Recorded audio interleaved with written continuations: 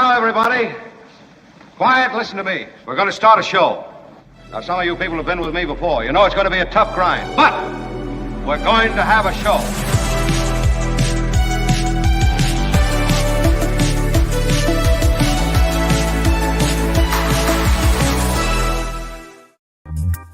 Good morning, everybody. It is Friday, Black Friday.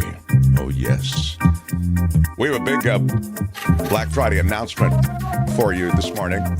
Great that you could be with us. A hearty good morning to everyone. Good morning. Morning. Everybody who's already in the chat. Everybody who's joined us for the very start.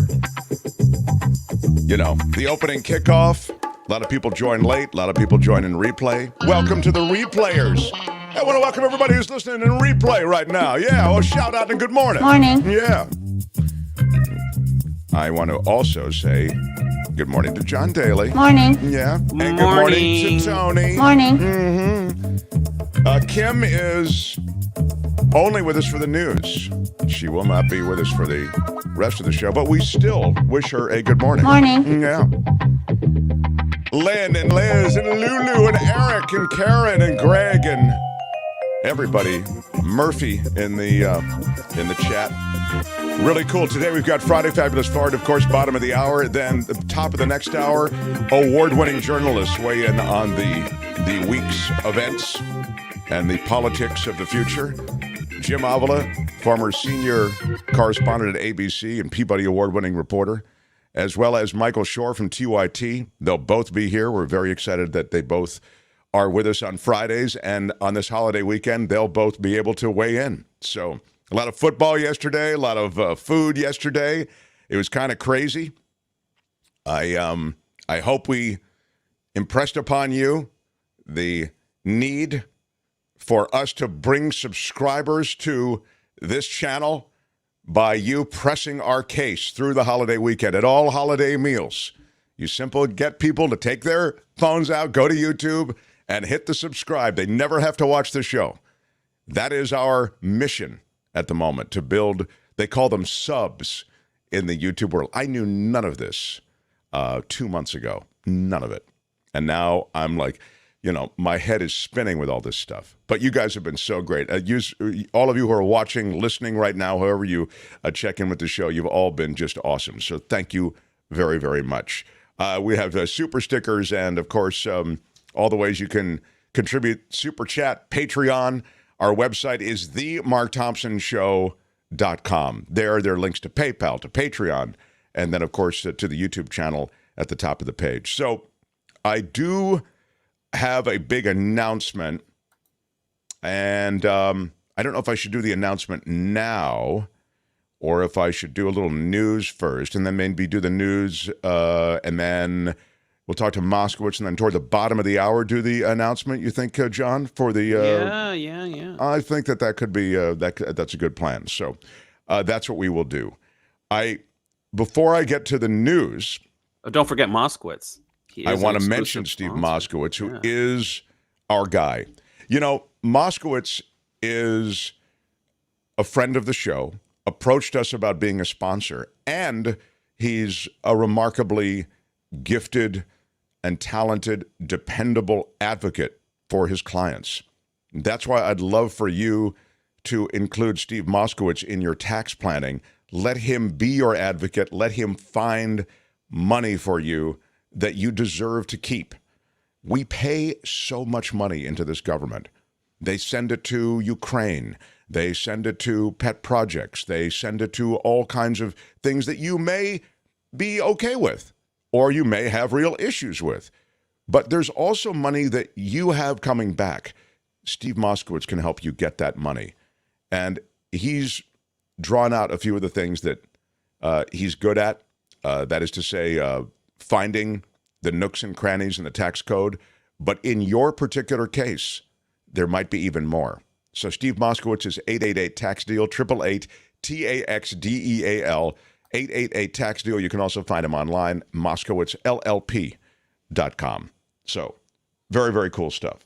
Glad everybody's here. Let's get rocking. The Mark Thompson Show. I wanted to acknowledge a really cool tweet. You know, our merch site is really where our announcement for Black Friday is going to be centered. That's the clue I'll give you. But I got a great tweet from Murphy Rowan, who's a big supporter of the show, and here it is. Did Thanksgiving prep in Get Mark merch, KJO in Exile t-shirt with Why Are You Yelling mug of coffee. Hope everyone is asking all friends and family to subscribe to YouTube's The Mark Thompson Show and The Nikki Maduro Show. Yes, even if you don't watch. Exactly. That's what it's about. Really, really cool. Murphy Rowan, you look so good. And I have to say, you flatter our merch so beautifully. Thank you. Also wanted to mention an email and a pic that we got from Lori and Mark, who have the bar in San Francisco. They live above the bar. Happy Thanksgiving, everyone. We took the shirt with us every day we were in New York City to get a good photo. But in our true fashion, we didn't get the photo. This is the return flight to San Francisco, which is better than nothing. You can see the KJO in Exile t-shirt there on the seat. Warm regards, Lori and Mark from above the bar, and apparently above the sky, too. That is really, really cool. Thank you, Lori and Mark. And we love you. There is a drink there, I think, that a concoction at the bar. And yeah, that's the Red Jack Saloon. I believe it's Bay in Stockton. Oh. And thereabouts. When you go in, ask for the Mark Thompson or the Mark Thompson Show drink or cocktail. Mention my name or mention the name of the show, which has my name. And hopefully Yeah, and unlike Subway, they'll actually know what you're talking about. Yes, exactly. Look, there was a Subway across from KGO. There was a guy there who was a fan of the show, and then I mentioned people should go in, and then they went in, and he wasn't working there anymore. So, yeah, it didn't work out. Look, you can't hold it against me for life. They didn't put it in the training manual? Yeah, apparently he didn't pass on the information to others. I told people to go in and ask for the Mark Thompson, and people went in, and they said they didn't know what I was talking about.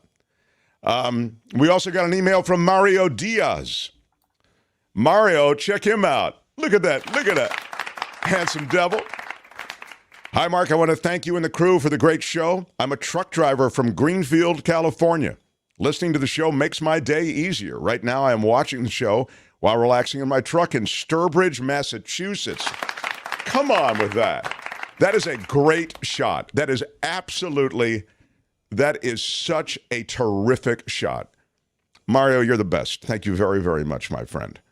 Yeah, really cool. If you have pictures of yourself in merch or watching the show or anything, please share them with us and we will pass them on. It's kind of a fun thing we've been doing. So we have the email is themarkthompsonshow@gmail.com. The Walmart gunman left that note, said he felt harassed by coworkers.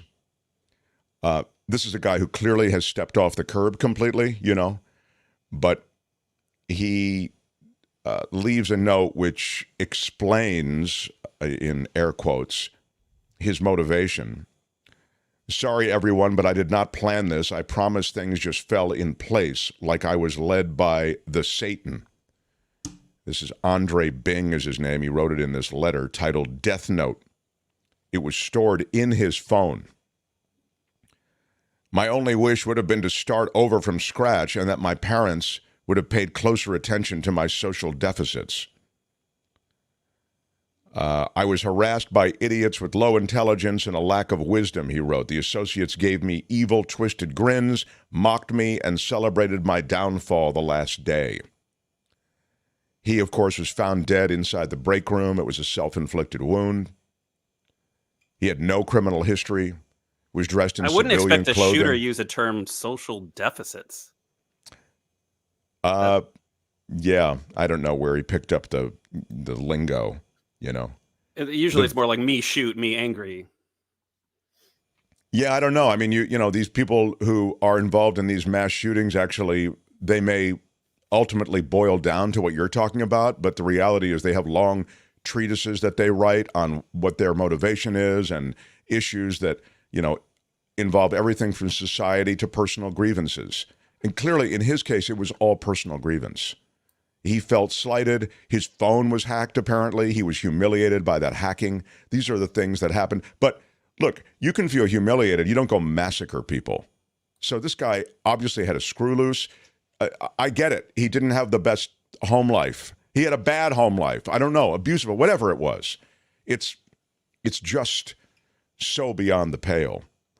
Brian Pendleton, one of the victims, 38. Kelly Pyle was 52. Lorenzo Gamble, 43. Randy Blevins, 70. Fernando Chavez Barron, 16. They were all from Chesapeake, Virginia. That's where this happened. Tynika Johnson, 22. She was from Portsmouth, nearby. All among the dead. And the victims, all of them worked for the company. All of them worked for Walmart. About 50 people were in the store at the time, if you were curious about that. It's weird. I was in a Walmart yesterday, and I thought, man, it's the most mundane place. You don't expect anything horrifying to happen, but you don't expect anything horrifying to happen in a school, movie theater, mall, etc. I mean, all the places where these shootings take place. So that's the latest on the Walmart shooter. I wanted to mention to you that I've got the full range today, and it is Black Friday. I'll try to keep things sort of maybe on the lighter side, just in general. But I was looking at a Black Friday story about Amazon, and I'm going to share it with you a little bit later, like just in a few minutes. But it's pretty wild, the realities when we think we're shopping, what we're actually getting. They're looking at the trash in Yosemite. There is so much trash in Yosemite, and it's all plastics and cups and, Marlboro cigarette butts and, people. People. There are a few people, once in a while a body. Nature Valley granola bar wrappers, So there is new data on the most common things that they find in Yosemite. And I'm kind of doing this in a fun way, but it's really despicable that people leave crap behind.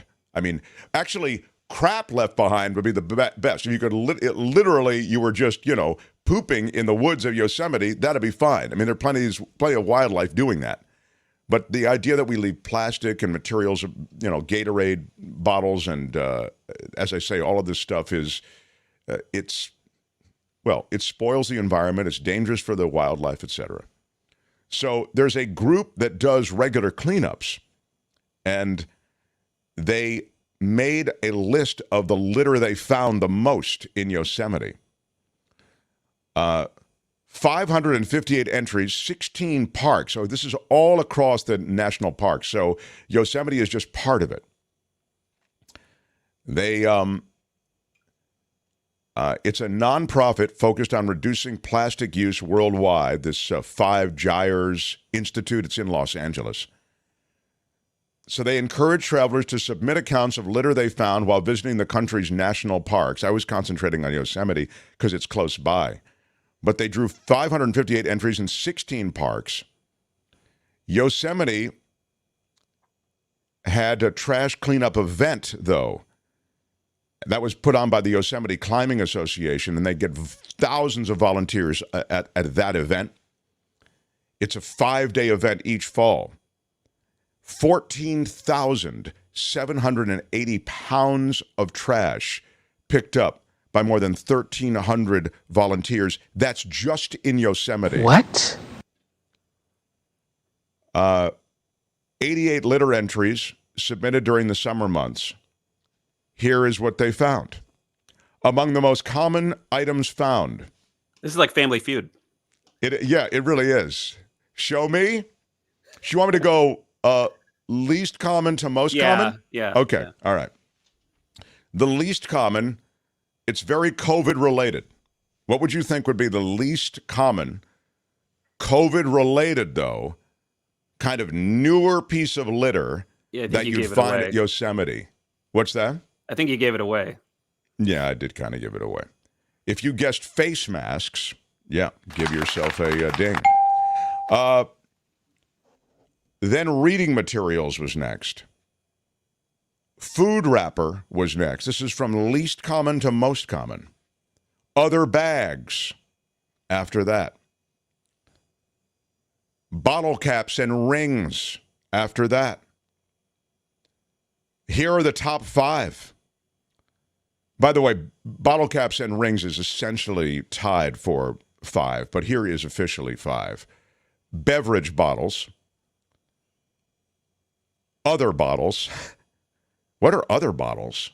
All right, I don't know. Shampoo, maybe. I see. Any kind of bottle. Okay, because other bottles category is number 4, and there are a lot of those. Textiles, clothes, number 3. So people abandon clothes and stuff like that, stuff they wear. Cigarette butts, of course, number 2. Yeah. And the number 1 most discarded, commonly found piece of litter at Yosemite is just miscellaneous fragments of junk. Straws, hats, sunglasses, lollipop sticks, takeout containers, toothbrushes, dental floss, tampons, children's toys, a couple of rubber tires as well. A drone, a toaster, used condoms, an old Polaroid of a man in a scandalous Santa outfit, and several intimate products. If you get it in order, you get extra points. Well, the people who are throwing away the bags should have picked up the trash. Yes. It's these are beautiful natural spaces, and it's scandalous that, that there's kind of, when I used to live at the beach, I would walk on the beach and I'd bring a plastic hefty bag with me and I'd just pick stuff up. I just couldn't stand to walk past it. It's so brutal to walk past it, It's this beautiful beach, and there's stuff everywhere. Yeah, that's what you learn in Boy Scouts. You never pass the trash. You never pass. Scoutmaster Spengler. Yeah. Petaluma Troop 7.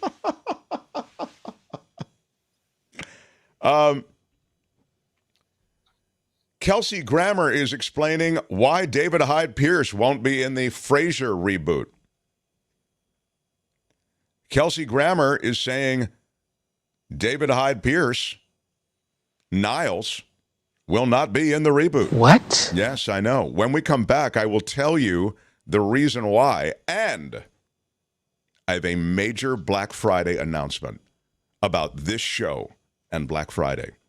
So that is still to come as we continue. The Mark Thompson Show. How about it for Steve Moskowitz, though, right now? What up, Steve Moskowitz? How are you, sir? Fine, and here it is, the day after Thanksgiving, and you and I are both working, and Yes. We're here to help your listeners, our clients, and there's so much, whether it's ERC, where the government will give you up to $26,000 for every employee that you have, or tax planning. Here it is. Thanksgiving is now in the rearview mirror. The end of the year is getting mighty close. There's an awful lot of things in tax planning that you have to do by December 31st, or it's too late. Not everything, but a lot of things. Then we have the situation of people that can't pay their taxes. And what do you do? Whatever you do, don't stick your head in the sand. That's really bad. And there's all these new IRS agents. As you know, the IRS is in the process of hiring 87,000 new IRS agents, and they have to do something. And what they're going to be doing is one of the things they're going to be doing is chasing down people that haven't paid their taxes. There's a lot of good solutions if you can't pay your taxes. And in almost all cases, we can do everything for you. You don't have to call the government. Or if you get audited, I could go on and on and on, but you have your Black Friday announcements and other things. So I don't want to take up all your time. Well, I do want to ask you one question, because you just alluded to something, and we talk about it from time to time. But you talk about the fact that, you don't put your head in the sand. Obviously, that's good advice. And I was making the point before you joined at the top of the show, I was making the point that you're such a great advocate for your clients. Can you actually reduce a tax bill Or in other Sure. words, is A lot of the times. wiggle room just in penalties, or can you reduce the tax bill? Absolutely. So there's something called offer and compromise. Offer and compromise is where you offer the government part and they forgive the rest. And there's three basic reasons for that. One, you don't have the income and assets. Two, you dispute the tax itself. You could be a billionaire and still dispute it. Or three, it would be unfair to collect the taxes. And as far as penalty abatements go, oftentimes, very often, we ask the government to forgive penalties, and sometimes penalties and interest can be more than the taxes. So the bottom line is, for so many clients, there's so much we can do. But again, like everything else, you have to know about it, because it's not like, a judge says, well, let me hear your story. I'm going to decide if I'm going to punish you or not. The IRS computer just automatically sends you a bill and says, here, pay this. And you say, well, wait a minute. There's a good reason why I shouldn't, or I should pay less, or it's wrong, all kinds of things. And I mean, that's why I originally, so many years ago, took the phone number 888 tax deal. That's a big part of our day, is making tax deals. Well, I encourage people to call that number, 888 tax deal, particularly given the year-end challenges. It may be a challenge involving money, where you're going to come up with the money that is likely to be required, or to pay the taxes I'm talking about, or it may be to have the organization to avoid a lot of the tax exposure that you might otherwise be subject to. Call 888-TAX-DEAL to reach Steve, 888-TAXDEAL. Also online, MoskowitzLLP.com. Steve Moskowitz, and you spell Moskowitz, Moskowitz, Steve Moskowitz, MoskowitzLLP.com. Love talking to you. Thanks for all the support, and we'll talk to you next hour. Always a pleasure. Thanks. All right. Steve Moskowitz, everybody. Yeah. How about that? Cool.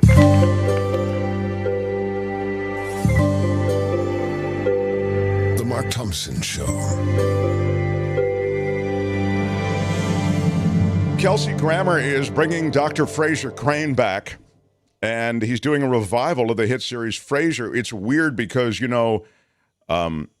is it John Maloney or Mahoney, right? John Mahoney's an Emmy Award-winning and Broadway actor. I saw him on Broadway. He's just brilliant, right? He passed away. So you've lost the dad character to that. But you have everybody else still around. So Martin Crane, the father, he's gone. But Niles, the brother of Frasier, really, really important. And, I mean, you'd think. And yet, the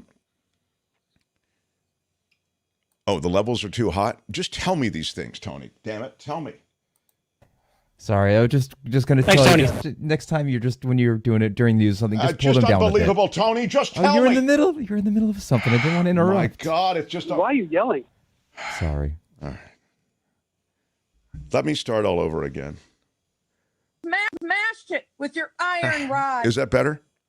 Wait, were you doing your Frasier Actually, that sounds impersonation? better. Okay. Smashed it with your Maybe iron a little up rod. a little bit. Up a little bit now? Just a tiny bit. Smashed it with There your you go. iron rod. I like that. I'm sorry, everybody. God, I just don't know what to do. They do this to me all the time. I don't know what the hell they do it for. I'm trying to tell a story, and then we get this. I'd rather you interrupt, though, than write it somewhere where I have to. Okay. From now on, I know. Tony, thank you. Thanks, Tony. That was a little hot, Mark. I know, because I have to redo it. Well, I wanted to tell you right now. I didn't want to wait. I wanted to interrupt. They do this to me all the time. I don't know what the hell they do it for. Tell your little friends the dreams do come true. Tell your little friends dreams don't come true. Anyway, they're bringing back Frasier. Martin Crane, John Mahoney has passed away. You need David Hyde Pierce, the brother. David Hyde Pierce is not going to be in the reboot. So you'll have Roz and you'll have Frasier. But David Hyde Pierce won't be there because he doesn't want to. It's really that simple. Literally, David Hyde Pierce just doesn't want to reprise the role. He said, and this is according to Dell's Kelsey Grammer, quote, David basically decided he wasn't really interested in repeating the performance of Niles. It's not a bad thing. In a very funny way, it just took us to a new place, which was what we originally wanted to do anyway, which was a Frasier third act. It's an entirely new life for him. We'll certainly be responsive about the fact that there was a brother and such, Grammer said, but the new world for Frasier is one of new friendships and some new twists. Twists and turns he didn't know were still in there. This is Fraser Crane. I'm listening. Didn't he talk like that, sort of? Yeah, and he was on the radio. Hello, Seattle. I'm Fraser Crane, and I'm listening.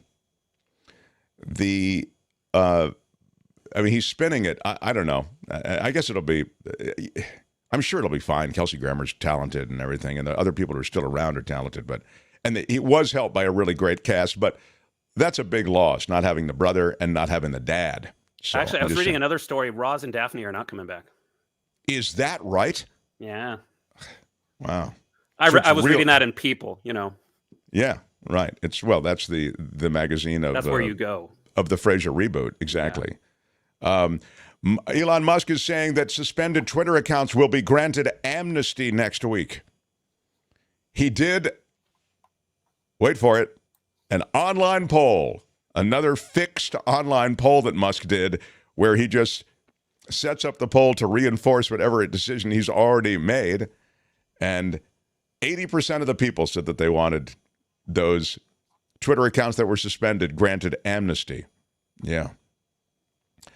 Leo DiCaprio's ex-girlfriend, Camilla Maroney, slapped with a federal lawsuit. Yeah, his latest one. He just broke up with her. Let me help you. If you're guessing her occupation, if you guessed beautiful model, give yourself a ding. Yes, that's... And if you guess she's over 25, you're correct. Well, I think she's over 25 now. Well, all his ex-girlfriends are over 25. Yeah. That's his thing. She's actually, if I can just tell you, John, just turning 25. So, yeah, she's not over 25. So there. Wow. Apparently, there was a series of pictures taken. Where are those pictures I was supposed to see? And I also want to know what happened to the pictures I was supposed to see this week. The deal with the pictures is she didn't authorize their use. And the pictures were taken of her and DiCaprio out and about in New York in 2019. And the photographer said that his income comes from selling these images, but the photographer said Maroney used the photos on her Instagram without permission from him. He said that without permission or authorization, these were actively copied, stored, and or displayed. He registered the photos with the Copyright Office, accused the model of benefiting from the use of the work without giving him a dime. Now he's taken her to court. Lawsuit. Big time. Oh, Joe is correct. His policy is under 25. Under 25. Right. Thank you, Joe, for keeping John honest. I apologize to the creepy male actor community. Do you want to just make it clear you were wrong? Period. I was wrong. Period. I'll give you a major announcement now. Can I? This, my friends, is a major Mark Thompson Show announcement. We have processes and protocols and standards. I know, and that's what I'm doing. I'm first hitting them with some fanfare music and then the announcement. So here we go.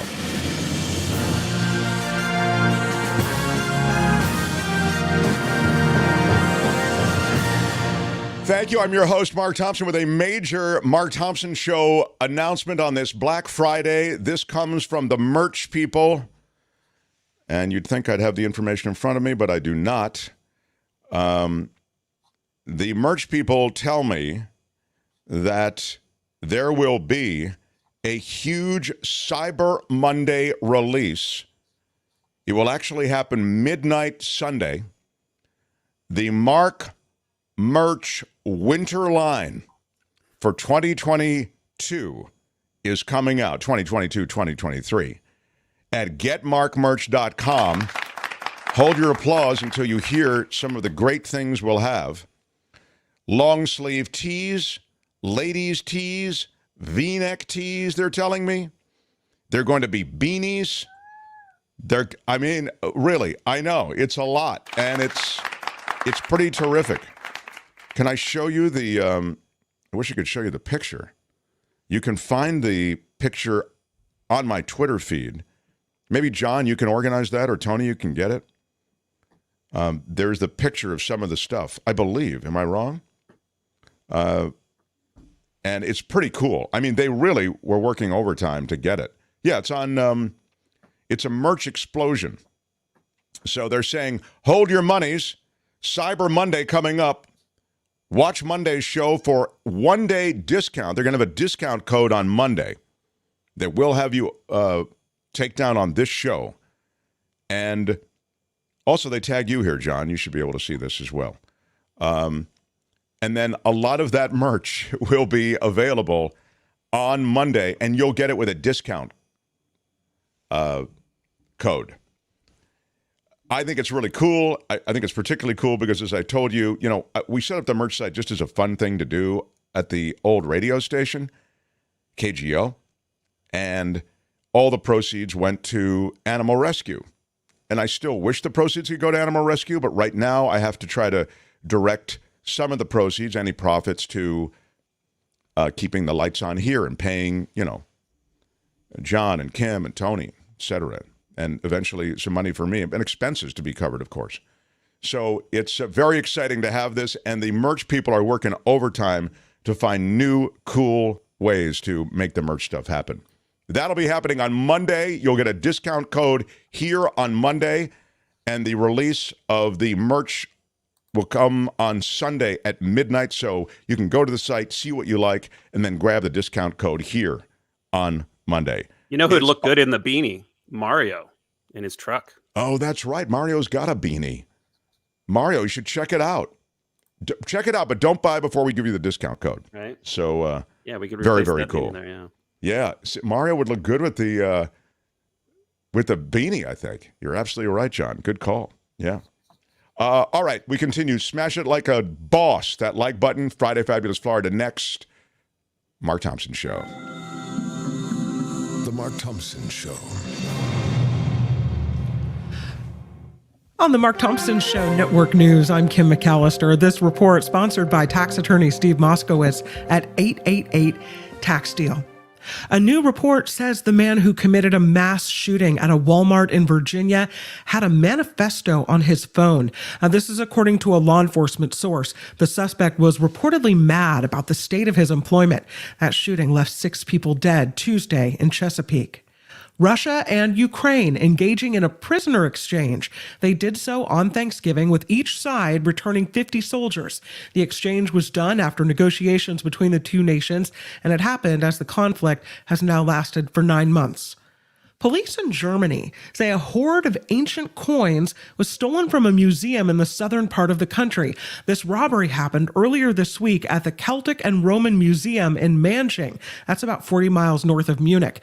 The gold coins were found in 1999 at the site of a large Celtic settlement. Police said the thieves gained access to the showroom and got away with 483 coins in total. At Twitter, suspended accounts will be granted amnesty, and that starts next week.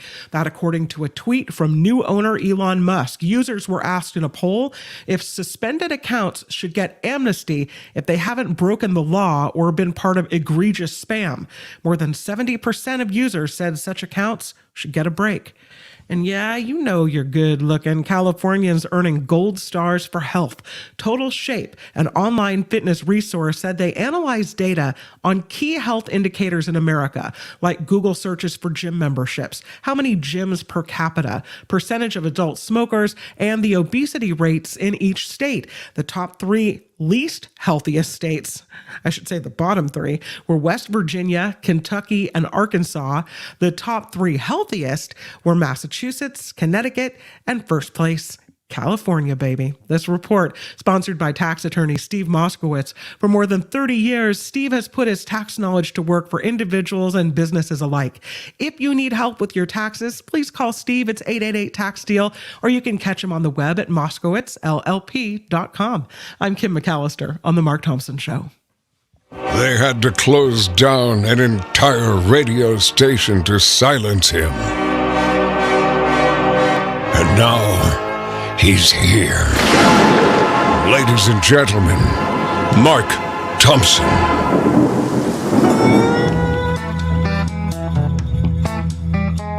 Mark Thompson Show.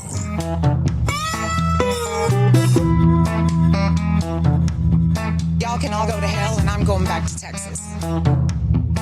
I misspoke. And I wanted to apologize to the Asian community, the Asian American community. Why are you yelling? It was great. I loved it. How would you handle this? We could try ignoring it, sir. Smashed it with your iron rod. They pay me a lot of money for having attitude. There's never been anything like this. We've never seen anything like it before. Nobody has ever put something like this together that I've ever seen. Have you ever seen anything like this? There is nothing in our history that quite compares to this. I think I'm the most honest human being, perhaps, that God ever created. God bless America. The end. Someone did this to spoil our Christmas. Oh my God. Oh my God. Oh my God. Sayonara, sucker! You know what? Hell, you created havoc and chaos. I don't think you should apologize for how you feel. A werewolf can kill a vampire, do you know that? Do I hit it long? Is Trump strong? Huh? Who is having that conversation? Seriously, what the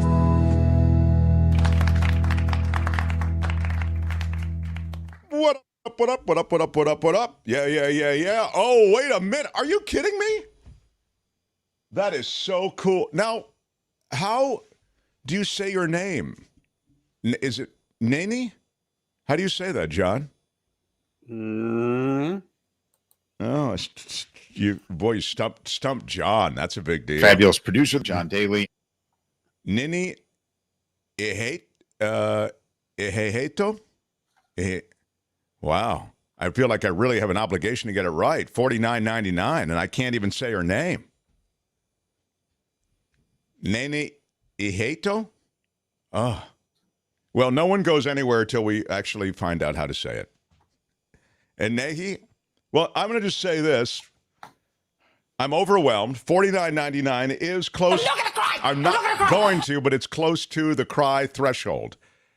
I'm not going to cry, but I do want to say big Dan Ashley shout out. Big shout out. And I do want to give you an Thank you so much. Thank you so much. And I do also hope that you'll send us a pronouncer on your name. Very cool super sticker. Thank you very much, Ninehi. Donald in the chat is saying Ine. Oh, Ine. Ine. It's Ine sounds much closer than whatever Tom I was is saying Ihito. Or sorry, Ihito. Ihito. Okay, so it's going to be. So what is it then completely? Ine Ihito. Ine Ihito. Come on for Ine Ihito. I love it. I'll give you a thank you, just because we struggle with Thank you. That's 4 thank yous, and thank you. Ruth Ann Gardner, thank you for $19.99 super sticker. Thank you, Ruth. Thank you so much. Yes, thank you so much, Ruth. So terrific. Appreciate that super sticker. Abby Rosenberg, what up, Abby? Happy Friday. Thanks, Mark, and all for this great program. I'm just overwhelmed, and thank you very much. Love it. Thank you, Abby. Lulu Lancaster canceled my Apple TV. Would rather pay for Mark TV. More entertainment value. Wow. Thank you so much. That is really cool. $6.99. Thank you. I gave you the 4 thank yous also. Thank you. Yes, John says Enehi. Ine. All right, hang on a second. Ine Ihito. I got it, John. I've got it. Hold on a second. You know, they do this to me all the time. I don't know what the hell they do it for. Nihe. So say it one last time. Ine Ihito. Ihito. Okay. Got it. All So right, we have to give credit to Donald and and Tom. Donald and Tom gave us that information. Donald and Tom, thank you. Ine Ihito. I love it. I'm going to give you another big shout out from Dan. Big shout out. Yeah, okay, just for that. Lulu, yes, again, we thank you for $6.99. We already acknowledged Lulu. Jay Carpenter, $4.99 super sticker. Thank you, Jay. Thank you so much. Thank you so much. Really does make a difference. Thank you. Look, all this money helps with all of our expenses, which are substantial. We had to rebuild a studio. We've got to take care of everybody who's working on the show. As I've told you, I'm not taking any money for this first couple of months, but the expenses are, serious. Got to learn how to pronounce names. There's a lot Yeah, involved. I've got to go to my remedial name pronunciation class. That costs money. Eric Kennedy, $5. Good morning and happy Friday. Eric, big shout out to Eric, who's here regularly, and thank you. Michelle Crocker for $1.99. What up, Michelle? Thank you so much. Black Friday, shop with caution, Michelle says. Yes. And hang on to a couple of dollars for our Mark's merch site for Monday. Terry Brown with $1.99 super. Thank you so Terry. much. Thank you very much, Terry. Really, really cool. Great to have you in the mix. And, I'm seeing Spencer Christian's name mentioned in the chat, John. In the live chat, you can just jump in there just like you used to. Why don't you on just the text line. You can text in whatever your chat is to the live chat. And the live chat is a community of people, so you can now react to others who are texting. You couldn't do that at the radio station. So I'm seeing Spencer Christian's name mentioned. We've had Dan on, and Spencer's a longtime friend of mine and a friend of the show. What, might we have him on before the Christmas holiday, John? Spencer He might Christian? just blow right in. Yeah, that'd be great. Spencer is the coolest, and he is a reformed gambler. His book really takes you through this insane ride he took as a gambler. Are you a reformed gambler? I'm a gambler, not reformed yet, but I don't ever bet money I can't afford to lose. Like, I'm not that guy who's taking loans out to pay stuff, and that was unfortunately his situation. He was like literally getting like a second mortgage on the house and, refining and borrowing from Peter to pay Paul. I've never gotten that bad, but I completely understand it. It is it's an addiction. It's an addiction, and so it can work that way. So it's a good thing you don't have the login and password for the Patreon. That's the Patreon and the PayPal and stuff like that doesn't even interest me. It's like I'm here to try to do the show. I'm really a content guy, and now I'm having to deal with all this other stuff. So yeah, I do give all the pass keys I don't have anyway. But not for that reason. But it is true, I do not have them. Smash it like a boss if you're watching in replay. Smash it with your iron rod. The like button and give us a like. Even if you're watching in replay, it does make a difference. On Fridays, we like to feature news from the state that never disappoints. The weird, the offbeat, the lawless, the controversial, the insane. This is news from Florida. It's time for Friday Fabulous Florida. There is a gigantic alligator in my kitchen. A look at the weirdest stories from our weirdest state. We start at Burger King, everybody. I know, it's a fast food Florida madness. A Florida man threatened Burger King employees with a pair of pliers while jumping the counter and demanding free food.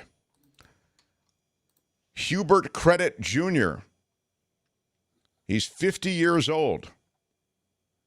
Got to give him credit for being 50 and jumping the counter, by the way. That's not to be ignored as a part of the story. You got to give him credit for having a last name of Credit, too. I got to give him credit. I got to give credit. Exactly. He entered the fast food restaurant in Tampa shortly after 5:30 in the evening and began stating that he wanted free food from workers. When the workers refused, Credit pulled a pair of pliers from his pocket and threatened them. Surveillance video shows Credit banging the pliers on the counter and knocking over one of the cash registers. He then can be seen jumping the service counter, and that's where he made additional threats. In fear, a restaurant manager discreetly notified a citizen in the drive-through lane with her radio headset that they were in danger and to call 911. In the meantime, the manager was forced to give Credit free food. Responding officers arrived and found Credit eating the food inside a stall in the men's bathroom. he didn't think the caper through. Ooh, it's a wild idea. No. It just might work. You think it's a wild idea to go into a place with pliers, demand free food, and then eat the food right there? Yeah. Hey, I was just waiting for you guys to come. I was just eating the food here. At least he found the cleanest place, in the store. I hope he washed his hands before that. A man drinks bleach in Florida courtroom after the jury finds him guilty. Ooh, it's a wild idea, but it just might work. I don't see how it works. This happened in Miami-Dade County. A man found guilty of armed robbery by a Florida jury drank a cup of bleach after the verdict was read. The family of Jermaine Bell, who's been in custody for more than 3 years fighting the charges against him, says that he drank a cup of bleach and they don't know where he got the bleach. That's a serious security breach. I he think could have so. brought in acid or something else and thrown it at Sure. someone. And they don't know. He was removed from the courtroom on a stretcher, taken to a hospital. He will survive, they say. But they're under investigation, the courthouse and those in the courtroom, as to how he got the bleach. Publix is offering in-store bars at 3 Central Florida locations because there's just not enough drinking going on at Publix. Publix, which if you don't know from the in California, we don't have them. They spell it Publix, and it's the big grocery store, and I believe it's a pharmacy as well. The stores, in addition to offering alcohol, will offer coffee, tea, kombucha, smoothies. They're going to offer beer, wine, along with coffee, tea, and kombucha. Orlando and Claremont and Ormond Beach are the places. So drinking in Publix is legal. I see what you did. Yes, I'm very impressed. Meantime, on the other side of town, a Florida man is behind bars accused of recording a woman in a Publix bathroom. They've arrested a man who they said entered a Publix bathroom, recorded a woman in a bathroom stall. He was caught on surveillance video holding a cell phone with a red case and walking into the hallway near the restroom. Sounds like he stopped off at the bar first. Yeah, I guess they still don't want to rethink that whole alcohol thing. All right. Investigators say the victim noticed a person in the stall next to her with very big shoes as she was getting ready to leave the stall. She said she noticed the subject holding the cell phone with the red case over the stall, pointing at her. She left the restroom, notified the store management, who they later called deputies. Surveillance video, of course, showed the suspect running out of the store after the encounter. She does want to press charges for video voyeurism. They have found him, so they're going to take him down. No charge has been filed yet, but they did find the guy who perpetrated. Probably found him at the bar, don't you think? Yeah. Well, certainly that would be a primary spot to look. A Florida man uncovers a $40,000 diamond ring on the beach, and he gives it back to the owners. Wow. Yeah. 37-year-old Joseph Cook, a metal detecting enthusiast, recently discovered a $40,000 ring in the sands of Hammock Beach. When I first found it, I thought it was just a nickel. Then I dug it up, and I was just and it was just this big old diamond and platinum ring. It is the biggest diamond he's ever found on the beach, he says. After bringing the ring to a jeweler, he discovered the piece of jewelry was worth around $40,000. That led him to immediately post it across social media in an attempt to find the owners. What a good guy this guy is.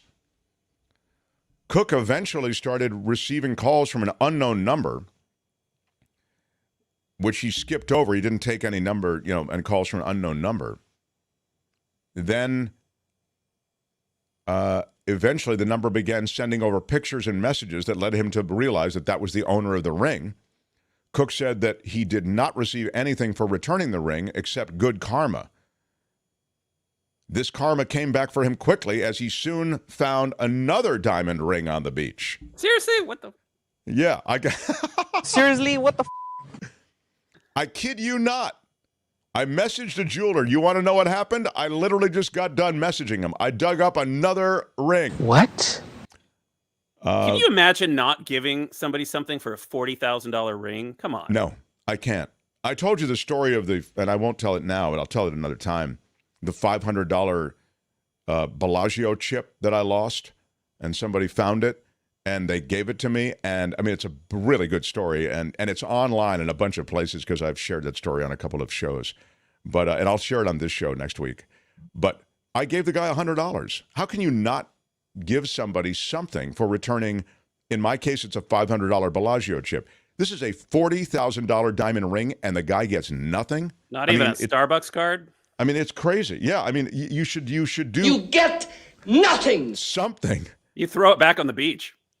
Yeah, right. I mean, he's pretty cool to just, A new car! No, I'm not saying you have to pony up a new car, but I am saying he should.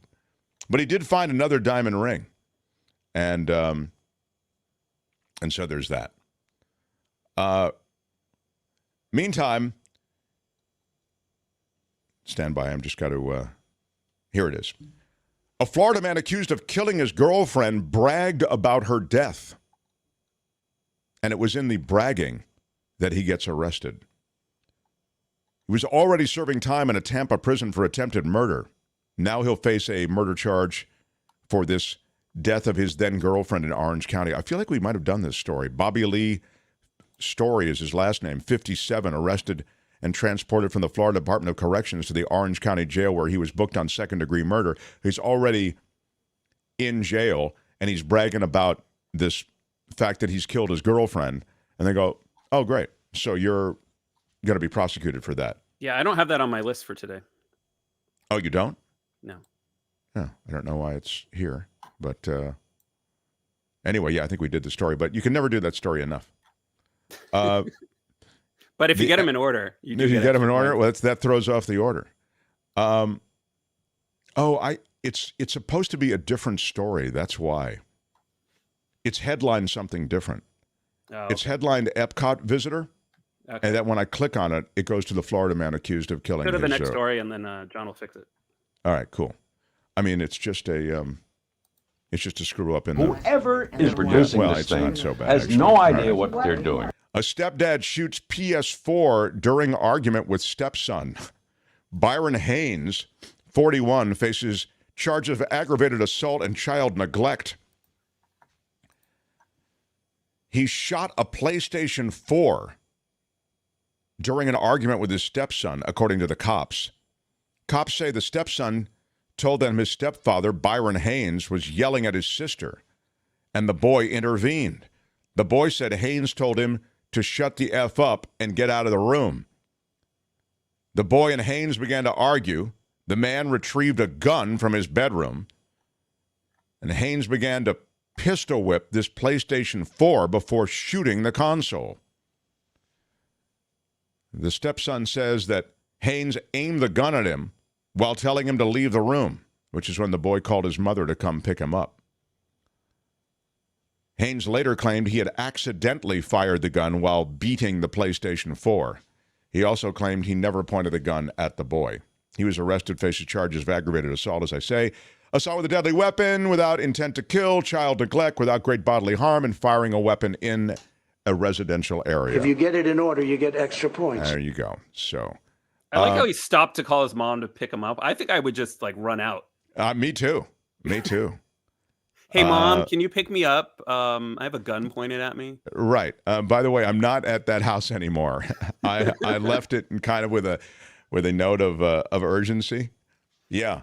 Chris says, show that PS4 who's the boss. Exactly. That's Friday Fabulous Florida for today. This has been Friday Fabulous Florida. There is a gigantic alligator in my kitchen. Y'all come back now, here. No, that sounds bad too. You see how Tony, I got that the stuff. I re-recorded. I'm making notes. I re-recorded a bunch of stuff, man. It takes hours. I re-recorded a bunch of stuff, but it's just still that distortion is just wild. So That's on the re-recorded stuff? No, that's not on a re-recorded. Okay. That was the original record. But I can re-record, and I can re-record it. But I'm just saying. All right. I'm making a list. I've been making a list all day today of everything I'm going to fix next week. All right. Everything that's wrong. Yeah. Everything that's wrong with the program. Everything I've done wrong when I set up this new studio, because it's on me. Look, I'll take the blame. Everything everything you hear is my fault, good or bad. So no. I will fix it. Tony, you haven't been with this show long enough. Everything's my fault. No. It's all John's fault. Please, it really is. I mean, if John has no idea what they're doing. So, you are one of the truly great dudes I've ever met in this industry. So you're no worries, man. We'll get everything figured out. Everything's good. I can make him a little bit better. A little bit of a tweak. So all right, here's what's happening. What's that I will say that Chris is right about this. Is this Chris? No, here it is. Thanks, Tony. That's no, but Chris is the one I wanted. Here it is. That last one sounded the most Floridian to me. I agree with that. I thought the guy shooting the PS4 because he's, and he's the stepfather and he's peed off at his son and he goes to the bedroom and get a gun. That's very Florida. That Although really so is is. pliers at a Burger King. We don't really get those here. Yeah. Well, we do have to choose a favorite. So I ask you, John, what is your favorite? Sounds like you're leaning toward pliers. No. Actually, I'm going to go with commentator in the chat. The bar in the supermarket.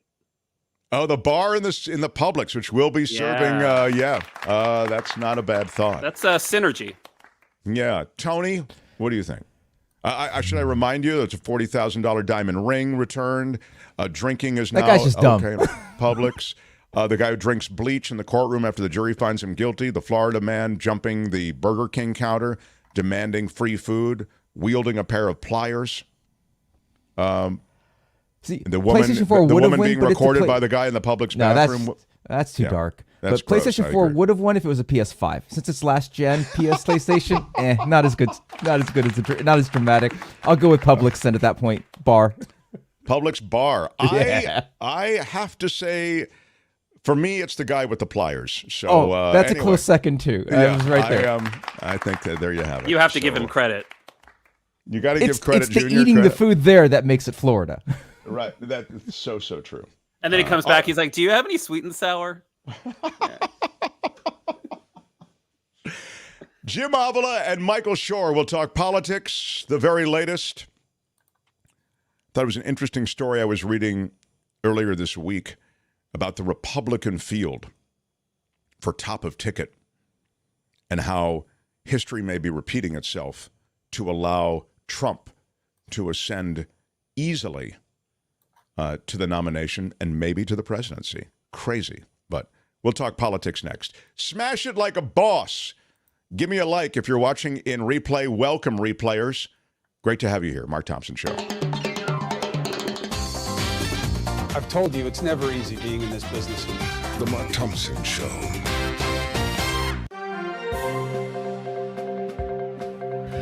On the Mark Thompson Show News Network, I'm Kim McAllister. This report sponsored by tax attorney Steve Moskowitz at 888 Tax Deal. Pretty bad Thanksgiving on the Bay Bridge. 16 people were hurt in a wreck, 8 of them adults, 8 children. Thankfully, none of the injuries were life-threatening. The crash happened in the Bay Bridge Tunnel yesterday. Alleged sexual abuse victims of the late Jeffrey Epstein are suing a pair of banks. The plaintiffs argue that Deutsche Bank AG and JP Morgan Chase and Company benefited financially from Epstein's sex trafficking operation. 2 lawsuits were filed in the United States District Court for Southern District of New York. The identities of the plaintiffs are not being disclosed. The start to the holiday shopping season kicks off today, Black Friday, the traditional beginning with a recent Bankrate survey finding about 75% of holiday shoppers are planning to shop online versus 67% in stores. Small Business Saturday and Cyber Monday to follow. According to Deloitte Insights, almost half of all holiday shoppers plan to do at least some of their holiday shopping over this Thanksgiving weekend. And Drake is donating some serious money to revive a long-lost theme park. The rapper recently spent $100 million to restore Luna Luna. That's an art-themed carnival. It's been in storage in Germany for nearly 40 years. But Luna Luna has amusement park rides designed by some of the most famous artists of our time, including Salvador Dali. Drake said he was blown away when he first heard about the park, calling it a unique and special way to experience art. Each unique ride has been transported to Los Angeles for cleaning before it will make its debut as a traveling carnival next year. And this report sponsored by tax attorney Steve Moskowitz. For more than 30 years, Steve has put his tax knowledge to work for individuals and businesses alike. If you need help with your taxes, give Steve a call, 888-TAX-DEAL, or you can catch him online, moskowitzllp.com. I'm Kim McAllister on The Mark Thompson Show. They had to close down an entire radio station to silence him. And now he's here. Ladies and gentlemen, Mark Thompson. The Mark Thompson Show. My wife wants some vegetables for crudité. I was a basketball referee. Feels great, baby. Use Mark Thompson. It's unbelievably offensive. What he's got going here is a situation. I was fortunate. Everyone I worked with made me better at my job. You are a cover-up artist, and you are a liar. Wow, so cool to have everybody in the mix. Shout out to Gail Guthrie, my present to my favorite peeps to listen to. This is outstanding. I give you the applause, and I give you a big shout out from Dan Ashley. And I'm going to give you, because it's true, I'm not going to cry. I'm not going to cry. I'm not going to cry. But I'm saying it's close at $49.99. Come on. I'm not going to cry. I'm not going to cry. That really does help us here. It's crazy that we have to raise money. You got to do every day like it's a telethon, but it just is so important. So that money will help keep the lights on. Gail Guthrie, we love you. Thank you so much. Thank you so much. And I'm going to give you a... Thank you very much. A Will Smith, thank you very much. So you've received, I think, all of our, what am I trying to say? The jewels of our thank yous. I bestow them on you. Thank you, Gail Guthrie. Really, really cool. You can leave us super stickers. You can, where is that Publix, John? That Publix that serves liquor down there in Florida now? It's actually in the shopping center across from the Whole Foods. Oh, there you go. So very well done, Russ. Yeah. You can leave us super stickers. You can also, as you know, make contributions in all the ways that you do. And you can become a patron of the show. Go to our Patreon page, which is a click-through. It's easy. It's at themarkThompsonshow.com, and there are clicks through to Patreon. There's also a click-through to PayPal, so if that's more your jam, you've got it that way. On Fridays, he's so generous to come through here. That's a guy who's forgotten more about politics than most of us will ever know. Please welcome Michael Shure, everyone. Michael Shure, also a huge Niners fan. Yeah. Jim Avila is going to join us, I think, in a couple of minutes, too. Did we send him a link? Yeah, but I think he has to raise the American flag first. Yeah, he has a whole background. That's true. That background doesn't just happen, coming out of Thanksgiving. It doesn't happen. Right. Yeah, he's got to get crews in place for that. Tell me about Michael Shure, how you spend the Thanksgiving. Did you you have family? Did you do a family thing? I have family, 8. We're sort of in far-flung places, and I was at my aunt's house actually. There's nothing I can do to make this interesting. Well, Jules is saying, Michael, another gem from TYT. So there you go. A shout out to TYT. Thank you very much. One of the things, and Jim Avila joins us as well, the award-winning former senior correspondent at ABC, White House correspondent for so long at ABC. One of the things that's wild about the stuff that you've done at TYT, Michael, is some of these, I want to call them men on the street, or like a Slice's life. It's sort of really like you get in there and you talk to, not in a confrontational way, many of the people who sort of represent a plurality of opinions that we don't hear a lot about. I wonder if you could speak to that Yeah, so it's I don't know where it falls on the sort of the spectrum of journalism, but it certainly is the slice of life stuff where I go to. Very often, it's either a rally, what they were called Save America rallies for the former president, or events surrounding a lot of the MAGA, the people who lean in the MAGA direction. And I talk to them and I ask them questions about what they think of different, why they're there, why they like Donald Trump. What is it that motivates them beyond, these are not just Republicans. There was not a lot of in the Venn diagram of people who were at Mitt Romney rallies that I covered and Save America rallies. There are very few people that are sort of in the middle of that circle. And you talk to them and it is at once interesting because it's interesting and kind of sad because there are people that have been misled by a lot of the conspiracy that as well as what Donald Trump left behind in terms of skepticism about in a blanket way. Not everybody is responsible in the media, but he has deemed any news that is even remotely I would say sympathetic to the side that isn't Donald Trump. He's deemed that as fake news. So last time I was in Iowa and Florida, and I was talking to people about, it was just after the speaker's husband had been assaulted in their home, and they didn't believe it. They didn't believe the story. They didn't believe that it really happened. They believed it was a setup. Some people said to me it was like the WWE. It was all staged. And that you sort of see the damage that was done by that when you can't even believe a horrific news story because of, and it's why Alex Jones is having to pay a lot of money, because people follow these guys in a kind of guru or cult-like way, and whatever they say goes, and it's damaging. So I think it's enlightening in that way. So it is, that's why I still put it on the journalism spectrum, but I don't put it, high at the top.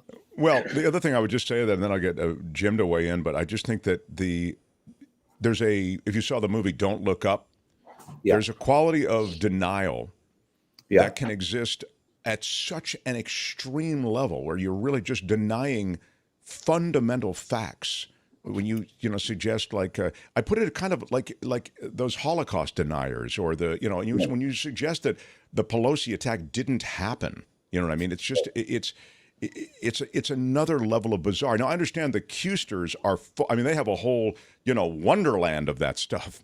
They do, and they're there. I mean, these are the people, a lot of the people you're speaking to, wear the Q proudly, and that's part of it. And so that's why I say shedding a light on this, understanding the rank and file people, and not just the sort of famous Steve Bannon-like talking heads that come on TV and Marjorie Taylor Greene. You see these rank and file people who drive from the Dakotas into Iowa, or drive from, Alabama and South Carolina down into South Florida to see this guy and be part of a community that is kind of simpatico with one another. I think it's important to shed a light on that and to hear what these people have to say. It's not necessarily about how outlandish it is, but how similar it is from one person to another. You can ask 10 people the same question. They're going to spit out the same talking point, and they're going to have the same level of skepticism. Yeah, I'm being told in the chat room, plurality is a ding word, and then simpatico is a ding word. All right, so very good, nicely done. Jim Avila, it's really tribalism as well. I mean, there's a heavy dash of tribalism in there, where you just don't want to believe anything, that goes against the narrative of America that you have. But the tribe of the GOP is going to be kind of fighting it out. It looks like, everybody from Nikki Haley to Mike Pence, they're all going to be entering the clown car that's headed toward the nomination. And Donald Trump, may be the guy who emerges because he's just such a street fighter, and he does have a solid base. And maybe in all of that, you need a solid base. I want to get both of you guys to weigh in on that. But Jim, your thoughts? Well, I think he's got 30 to 35%. And if you have a fragmented field, then he's going to do well, and he probably is going to win the Republican primary. That, of course, will turn around in the election itself, and he has lost independents. And I don't think that he can get them back. They're tired of his act. They know he lies. And I think that part's over. So, it really is up to the Republicans to realize that and not nominate him as as their candidate. If they do, it's the death knell. And I think the Republican Party leadership realizes that. And and as far as just to respond to a little bit of what Michael was saying about, and not to denigrate any of the work that Michael's doing, because he's been a great journalist all along, but I don't think we need to deal with those people at all. I think those 35%, we know what they believe. We're never going to change their minds. They don't listen. If we want to go out and expose or reveal the ignorance, which Michael does and they do on the Daily Show, that's one thing. And I enjoy a good laugh too when you hear these idiots just totally ignore science and reality and that kind of thing. But the New York Times does this all the time. They go to the diner and they talk to it's a journalism cliche, and Right. there's no scientific weighting going on when you just go to the diner, because usually in the diner it's a bunch of old folks having lunch or breakfast and some New York Times reporter comes in and they talk to them in rural America and they espouse a love of Trump and all things to the right. Well, I don't think that's really helping us at all. I'm sorry. I don't think that's really helping the public anymore. We know that. We know that already. What needs to be done is they need to be educated. That is such a boilerplate really part. impossible. When you're talking about the very thing that you're talking about, I just think, gosh, when you say we don't need to do that, I can't imagine media not doing it. It's so boilerplate to do it. Television does it, as you say. The New York Times does it. Michael, can you imagine? I know you do a lot of it, and I feel like, frankly, I do. There was a phenomenon with Michael's. Remember a recent story I got with Michael, where you weren't just indulging the accusers. You were talking about policy and are they for this, as I recall, or are they for that? And then you were attaching Biden's name to, but are you for Biden's plan? And it was that old, the Obama thing. You know what I mean? Are you for Obamacare? No, not for Obamacare. Well, then you're with the Affordable Care Act, which provides, oh yeah, I'm for that. There's a lot of that. On that level, I thought it exposed, I guess, yeah, I'm aware of it, but still that deep tribalism and the idea that you could recoil from a political personality, which is really what's going on in those situations. I was struck by that, Michael. Yeah, I kind of get what Jim's saying. I don't necessarily disagree. There's a little bit about it that feels kind of dirty to me, which is why I say on the whole spectrum of journalism, it's not high at the top. But at the same time, I've learned from it. So I went in a greater skeptic about doing it, almost out of necessity and wanting to be involved in the election. And doing these things has taught me a lot too. And it's taught me, that Republicans need to pay attention to this more than they do. It's taught me that if you ask these people questions without a point of view yourself, which I don't have with them. I just I say it's like opening a vein and letting them bleed out in a way. They just, you don't have to do much to get it started. But you sort of learn in a substantive way what matters to them and why Donald Trump as an outsider, when they feel like outsiders, is something that is appealing to them. And I don't say that with great sympathy, because they also don't see through what a huckster this guy is. And they'll say things like, oh, he gave back his presidential salary, as if that makes him a martyr. But meanwhile, each and every one of them are getting emails a couple of times a day asking for money. They're getting, they all have buttons and pins. They have things from the MAGA community that they paid directly to the Save America or whatever Donald Trump's PAC is. And so there is a little bit of being duped, which when they learn that, they're not excited about. But I do think that, now that he's a presidential candidate again, it would be derelict to not do this to a certain extent, but there has to be a balance to it. There has to be, it is lazy to go to the diner, even though it looks good on TV and it might sound, quaint in print. so I think it's tough because there's an obligation to cover these people, because these people elected a president who has taken us backwards on both social and political ways, but at the same time is also going to be standing for the presidency again. But how do you get to the bottom line, Michael, about what they really believe? And what they really believe, the reason why they're Trump followers is because he has enabled them to exhibit publicly their ignorance and their racism would be the number one thing. Yeah. That in many of these cases, now they're able to wear it on their sleeve where they were not able to before. So they're not going to admit that, and it's very difficult to get to what they're. I mean, there's a couple reasons. I mean, the fundamentalist Christians are in there with him because of abortion and because they believe that somehow recognizing Jerusalem as the capital of Israel is going to mean that this is the second coming of Christ. Right. So to many of them, that's the reason. And they've been convinced a little bit, I guess, by that he's going to provide lower taxes, which is totally wrong and untrue. Of course it is, yeah. Those people are not going to get lower taxes. The rich people are going to get lower taxes. So the problem is getting to the core. And I think it's easier for you to do on TYT and for them to do on the Daily Show, because they can openly expose them and mock them as you're doing. But the New York Times is not doing that. They don't have any follow-ups where they're challenging them on what their real core beliefs are. And that's the problem I have. Yeah. I mean, I guess one thing I guess take a little umbrage with is mocking. I don't feel when I do it, I'm exposing them. I don't feel ever as if I'm mocking them. And I don't go there with the intent of doing that. Go there. I'm laughing when you're doing it. Okay. Right. Well, I mean, but that's different, because the point of view is that it's astonishing, a lot of it. And sometimes, I'll say something that gets them, that is funny, that it turns out that it's funny how misled they are and how misinformed they are. And I think that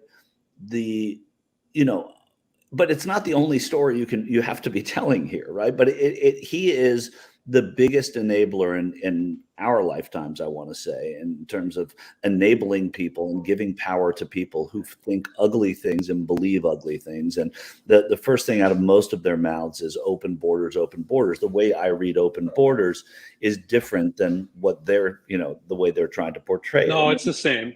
They believe that they're keeping it's out a euphemism for them. Mexicans. It's a total euphemism, and it's informed by and what Donald Trump did was say, here, you have a hall pass. You guys can say these things. You can believe them.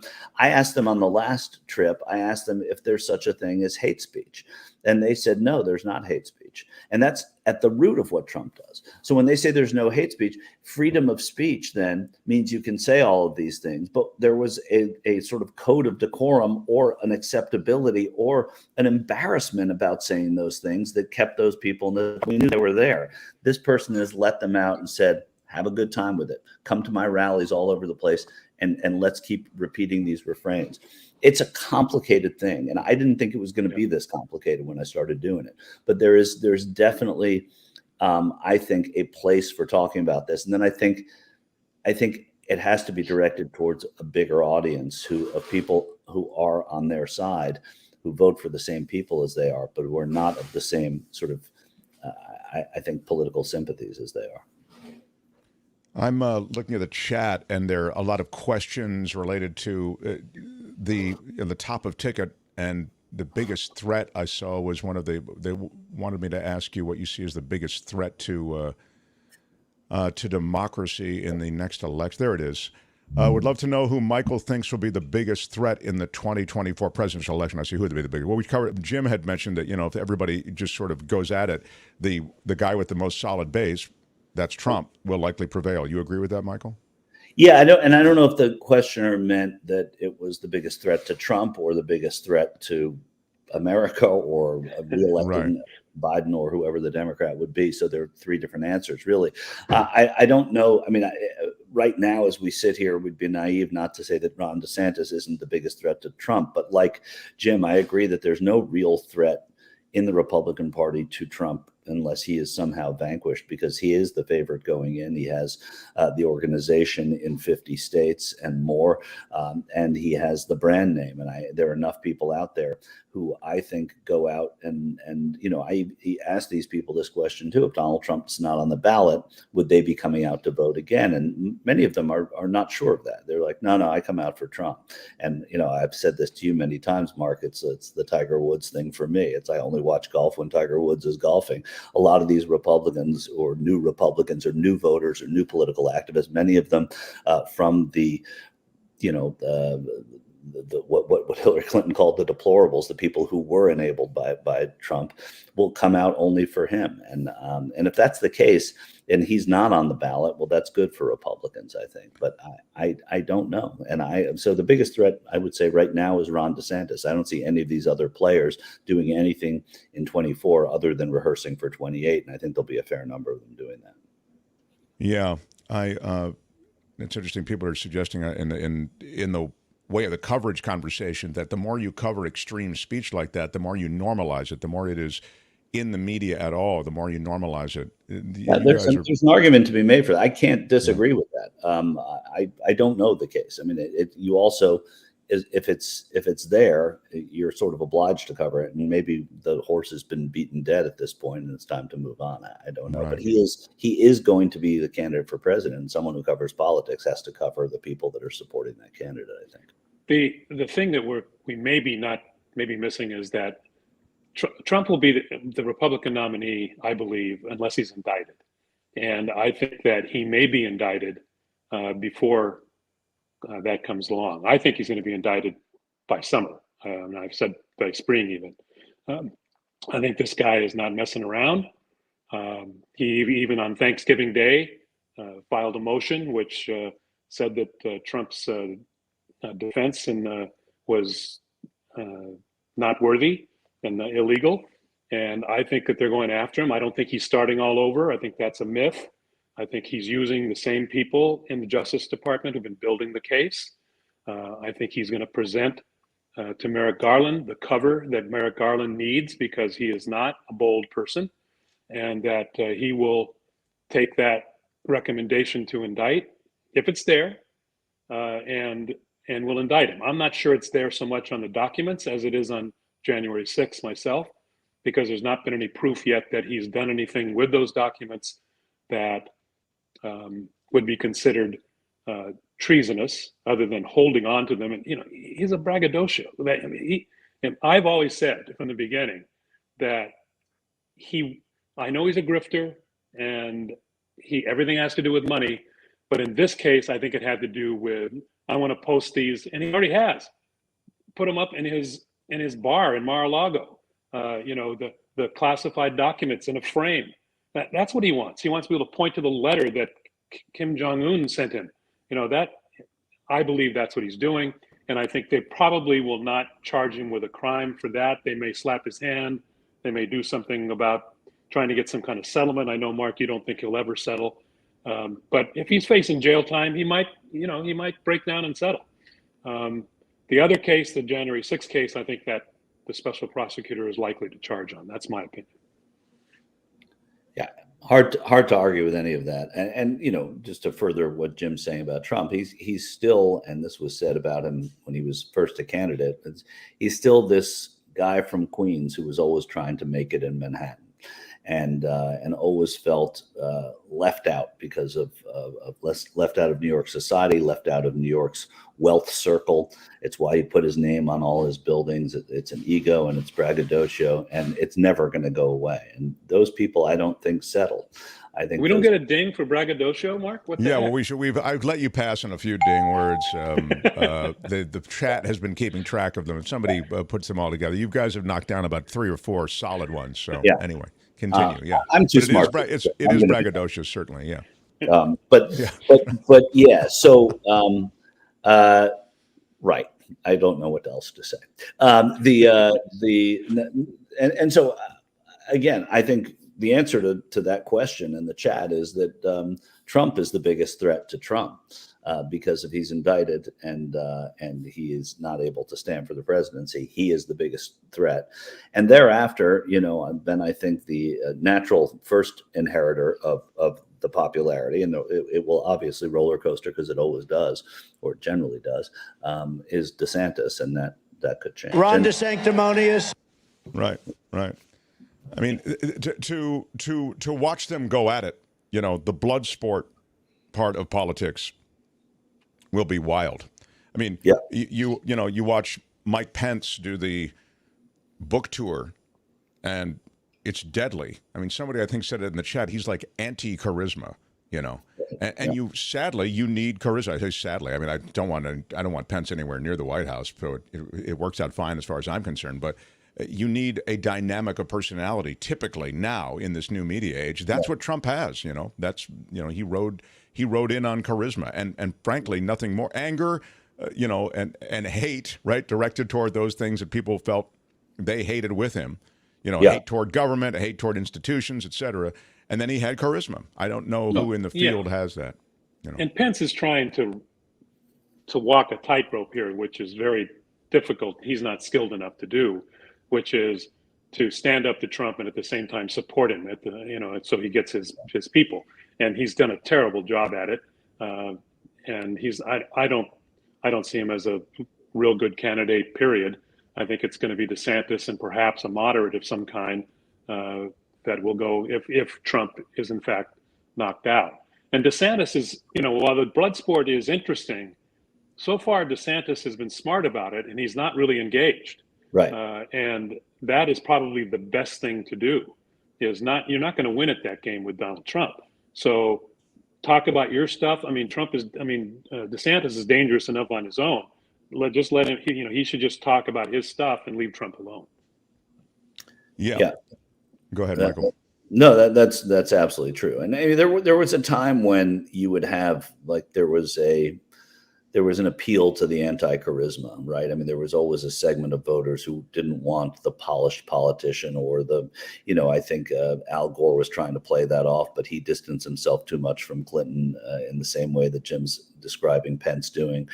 Gerald Ford was anti-charisma at a time when, there'd just been so much attention on the presidency at that time. So there is room for that. It's just that Mike Pence's brand of anti-charisma at this point has no place to play. It can play with the conservative Christians. The conservative Christians got everything they wanted out of Donald Trump, though, from, as Jim was saying, Jerusalem to 3 Supreme Court justices. So they don't have as many complaints to lodge as they might have otherwise. And so I think it's going to be a real tough path for Mike Pence, if there is one at all. And he's not the one rehearsing for 2028. I would look at someone like Tim Scott or Kristi Noem or Nikki Haley or people like that. And then there will be someone who runs, who catches fire for a little while, like there always is, and usually fades and fizzles. But that doesn't always happen either. So I mean, I think you're so right about the Christian right and Pence. In a way, their relationship.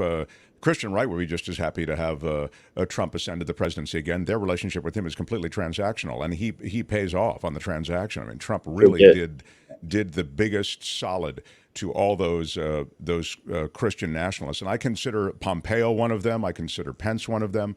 I consider Barr one of them. To hear them talk about the threat of secularism and progressivism, it's grotesque, their view of America. So it is, but they're also running for the presidency in the Republican Party that is that far to the right, and where you have to do that. That's sort of the currency of the time for them. So Mike Pompeo, I think, is far different than Mike Pence, but they do have to play some of the same chords in the band in order. I'd love to talk about that more, because I see Pompeo, and I can actually play you a couple. But you're right. I'm sure you would say that the speeches are to the, you got to know your room, and he's playing to that room, which is right wing. But I'd love to continue with that. I'm sure we'll have an opportunity, because I think all of these guys, or many of them, are throwing their hat into the ring. Hey guys, thank you so much for spending Fridays with us. It's really something. I know this is the thank you time, Thanksgiving and stuff, but I'm really grateful.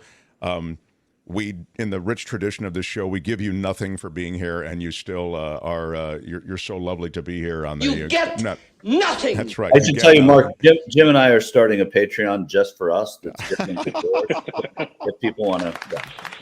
I couldn't blame you. How about it, Michael Shure and Jim Avila? Happy holidays, guys. Talk next Friday.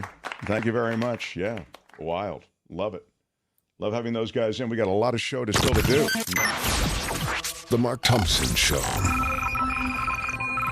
Michael Snyder is coming up. In fact, Snyder should be here in just a couple of minutes. Smash that like button like a boss, even if you are watching in replay. Smash. Oh my gosh. Smash. Are you kidding me? Smash. Absolutely smash. So smash it and hang out with us for movies and the complete rundown on what's happening with movies. The Culture Blaster, Michael Snyder, next as we continue. Hey, which one do you use, Mark Thompson? Who's Mark Thompson? The Mark Thompson Show. On the Mark Thompson Show News Network, I'm Kim McAllister. This report sponsored by tax attorney Steve Moskowitz at 888 Tax Deal.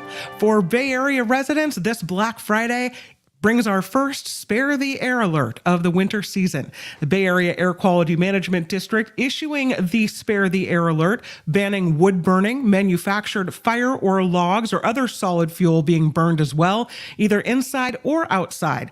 That is because they say unhealthy air quality is possible due to smoke from increased wood burning combined with light winds and low temperatures expected today. The Silicon Valley city of Morgan Hill has a problem with pigs. Lots of them. They roam neighborhoods, destroy front yards and parkways, frustrating homeowners. Locals say these pigs started rolling in after Anderson Reservoir was drained for earthquake retrofitting, using the dry lake as a pathway, these pigs. Not everyone agrees, though, with how to get rid of the pigs. The latest solution is to hire hunters, but California law requires the pigs to be caught and caged before they can be shot. In the meantime, the pig population continues to grow. A businessman from Hawaii sentenced to 3.5 years in prison for using COVID relief money to buy cars and homes. Kerry Mills stole nearly $1 million from COVID relief programs and used it on 8 cars and 2 houses. Prosecutors say he lied on documents to get loans and grants for 3 businesses. The government sent him 3 PPP loans and 1 EIDL grant.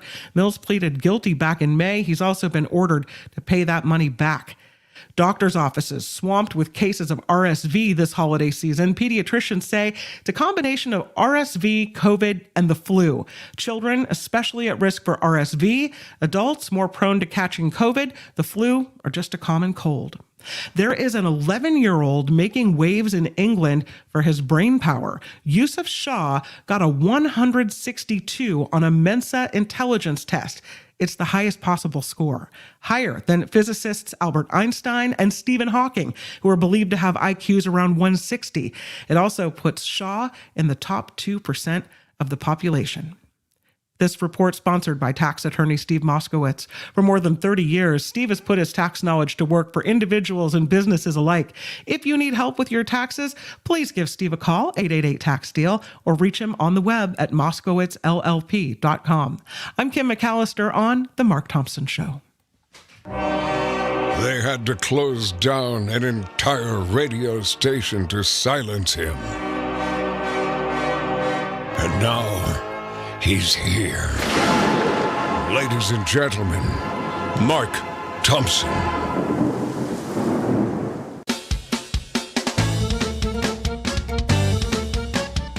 The Mark Thompson Show. Why are you yelling?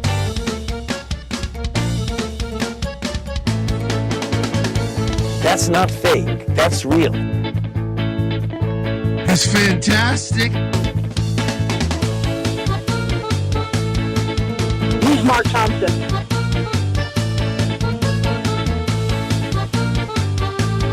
Hey, which one do you use, Mark Thompson?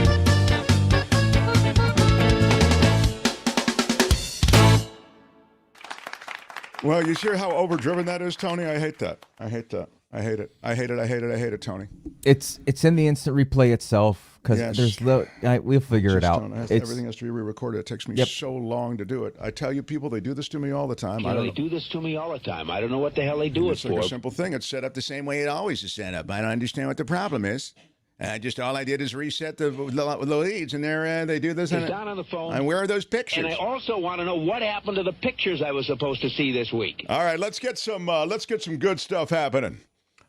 Mitch for 99 cents. Come on, Thank you Mitch. so much. Thank you so much, Mitch, for participating, for being part of things. Thank you, my friend.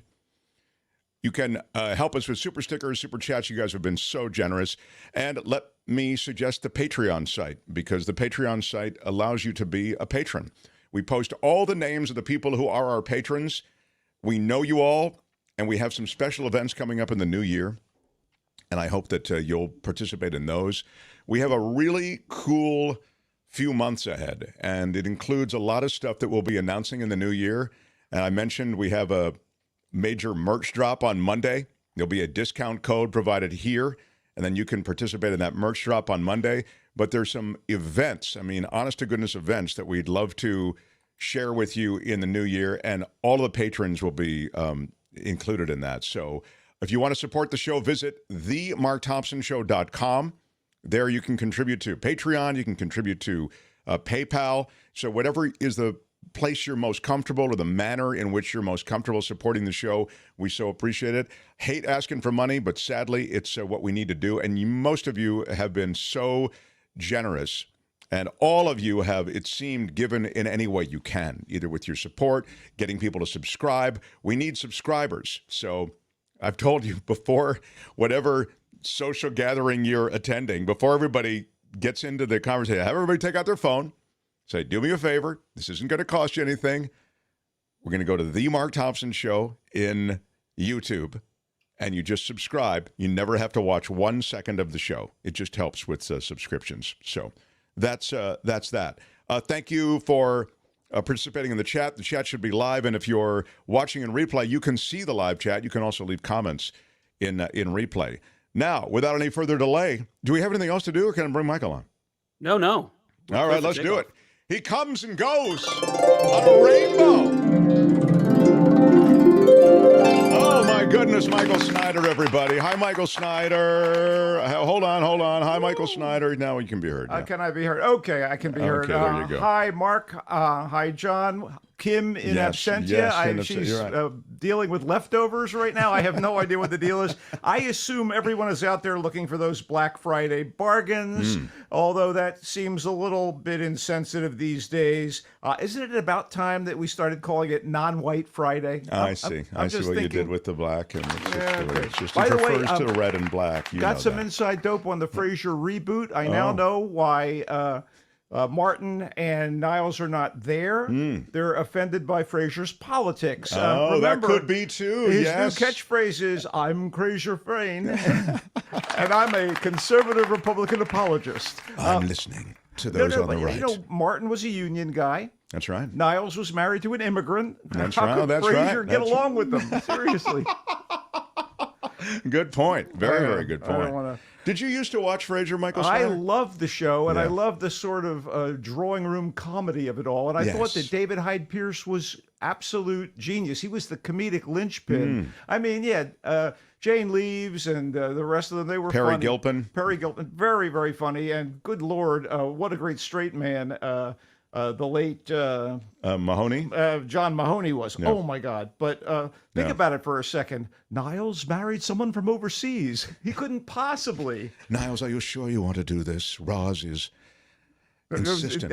Daphne. Roz was offended, too. Roz is offended as well. So we have so much to cover today. I want to get to it. It's a holiday weekend. Do it, kid. Do Lots it. of new movies. Smash that like button like a boss for Michael Snyder. Go for it, kid. Please do. I left a screening of Glass Onion, a Knives Out mystery, with a goofy smile on my face. The movie, director and screenwriter Ryan Johnson's sequel to his equally entertaining ensemble comedy Whodunit Knives Out, actually is a little funnier, smarter, and more cutting as it skewers the wealthy and vapid while reinventing the Agatha Christie mystery paradigm once more. Plus, there's even more screen time for the linchpin, speaking of linchpins, of what is now apparently a series, the unflappable Southern Fried Gentleman Detective Benoit Blanc, played by Daniel Craig. Yeah, wild, and played to Paradigm a T. is a dingly. Go ahead, yeah. As I predicted when I saw Knives Out, Craig, who is the modern embodiment of the super spy James Bond,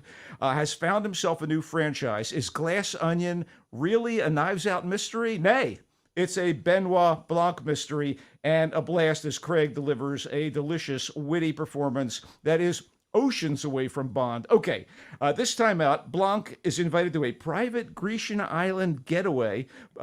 And this place belongs to a tech billionaire named Miles Braun, played in Smug, a Smarmy Style by Edward Norton. The other guests are members of Braun's inner circle, including Catherine Hahn as a U.S.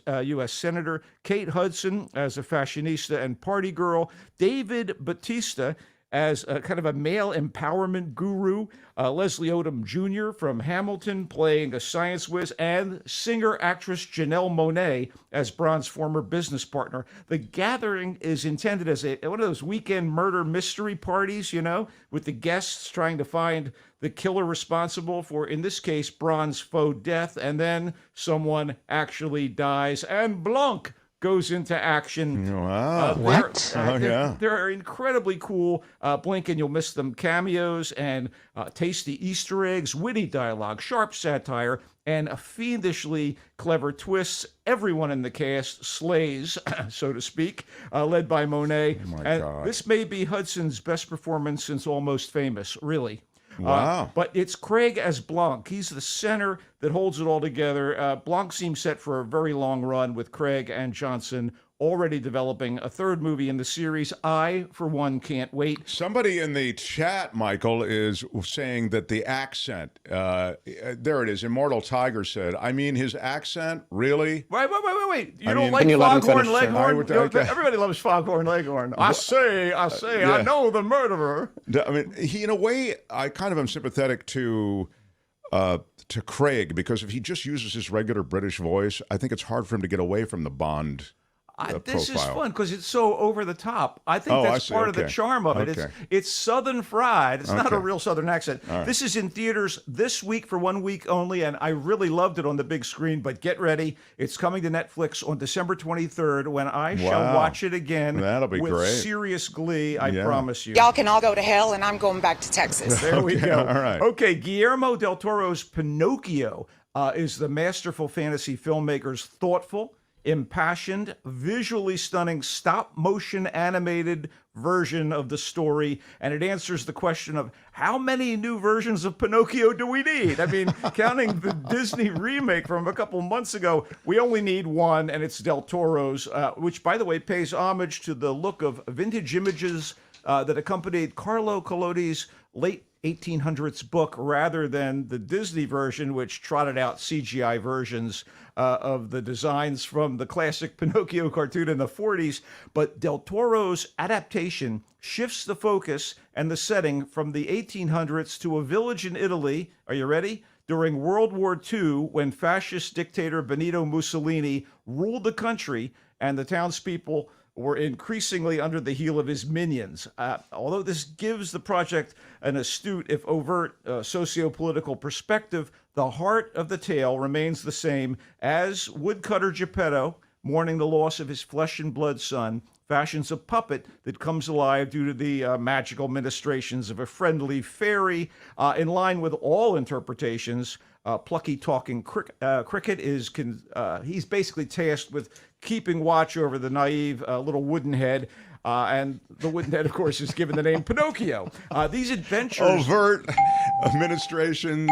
Thank you. Go ahead. These adventures of Pinocchio parallel those of the source material, as Geppetto must undertake a dangerous quest to find his wayward progeny, while the historical context invites tweaks to the narrative by Del Toro and his co-screenwriter, Patrick McHale.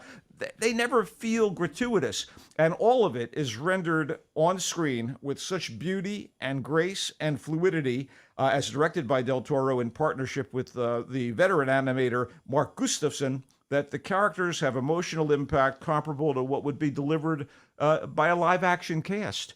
Of course, none of this would fly without exceptional voice performances, and they are here throughout, led by the venerable British actor David Bradley as Geppetto. Venerable.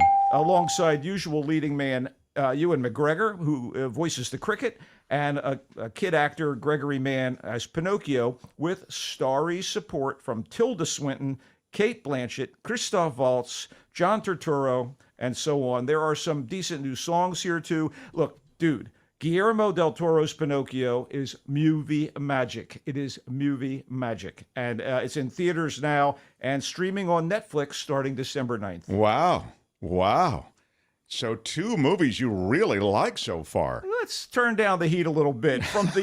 From the font Disney uses in all the titles and promotional art for their latest animated feature, Strange World. By the way, all these things are kind of family, well, not Glass Onion, but we have a couple of family delights here. So, those of you with kids, pay attention.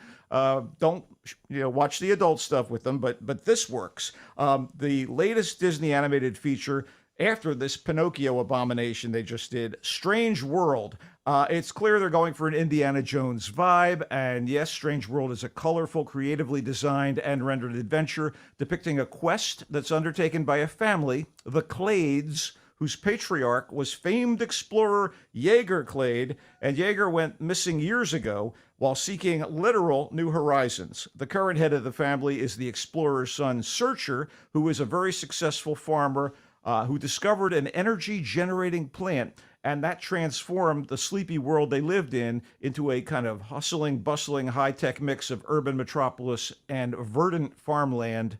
But this special plant is Verdant's dying. a dang word. The plant is dying, and the Clades, including Searcher's aviatrix wife, who's named Meridian, and their restless son, Ethan, are part of a crew that seeks a way to reverse the plant's degeneration, thus sending them on a journey into the unknown.